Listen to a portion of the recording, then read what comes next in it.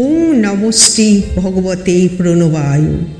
ভারত সেবাশ্রম সংঘের প্রাণ প্রতিষ্ঠাতা অলৌকিক দিব্য শক্তি সম্পন্ন মহাপুরুষ অন্তর্যামী ভগবান আচার্য শ্রীমৎস্বামী প্রণবানন্দজি মহারাজ তিনি বলেছেন, আমি নিজে জাগিয়া দেশকে জাগাইব, আমি নিজে উঠিয়া দেশকে উঠাইব।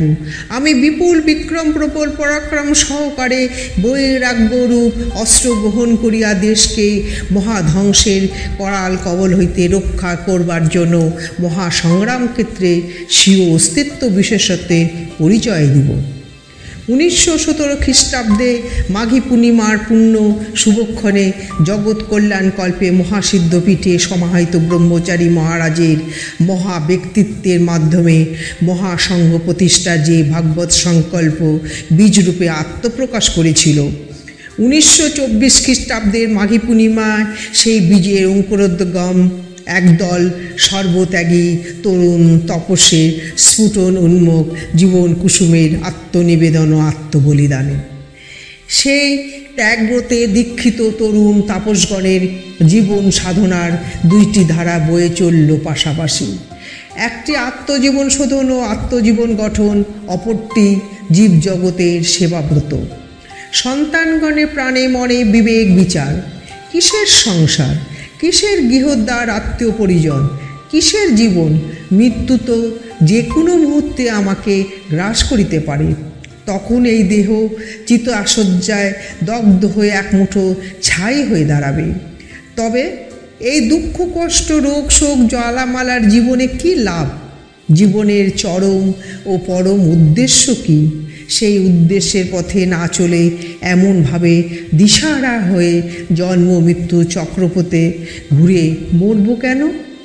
আমি তো দেহ নই, দেহের মরণে আমার মৃত্যু হয় না। আমি আত্মা, অজর অমর অক্ষয় অব্যয় আমি। ইহাই তো শাস্ত্রের অভ্যন্তবাণী, মহাপুরুষগণের উপলব্ধি। আমি চাই আত্মস্বরূপ জেনে জন্ম মৃত্যুরও শোক জয় করে অমৃতত্ব লাভ করতে। ত্যাগের পথে শান্তি আর ভোগের পথে অশান্তি। তাই তো জীবজগতের সেবায় জীবনকে উৎসর্গ করেছি। চারিদিকে দুঃখ দুর্দশায় অশান্তির হাহাকার, দুঃখের আগুনে জ্বলছে মানব সমাজ। লক্ষ্য আদর্শ উদ্দেশ্য হারিয়ে কর্তব্য থেকে ভ্রষ্ট হয়ে মানুষ দিশেহারা। তাই কাময়ে দুঃখ তপ্তানাং প্রাণিনাং আর্তিনাশনাং। কি আর চাইব? এই দুঃখ তাপদগ্ধ জীবকুলের দুঃখ হরণী প্রাণের ঐকান্তিক কামনা। তাই জীবজগতের সেবায় উৎসর্গ করে এই জীবন সার্থক। আহার নিদ্রা বিশ্রাম যথাসম্ভব কমিয়ে সমগ্র দিনমান ও রাত্রির কিয়দংশ কাটত শহরে ও গ্রামে নানা প্রকার জনসেবার ও আশ্রম সংক্রান্ত কাজে, আর রাত্রির অধিকাংশ কাটত জপ ধ্যান ও বিবেক বিচারে।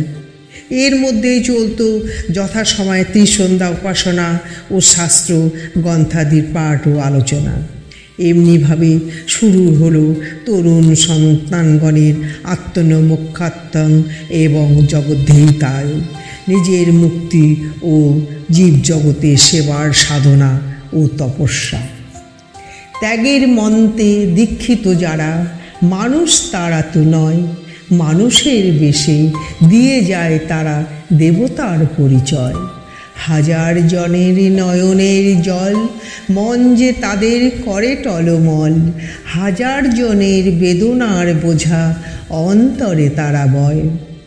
ত্যাগের মন্ত্রে দীক্ষিত যারা মানুষ তারা তো নয়। ওম তৎসৎ। ওম শান্তি শান্তি শান্তি। হরি ওম। ওম নমঃ শ্রী ভগবতে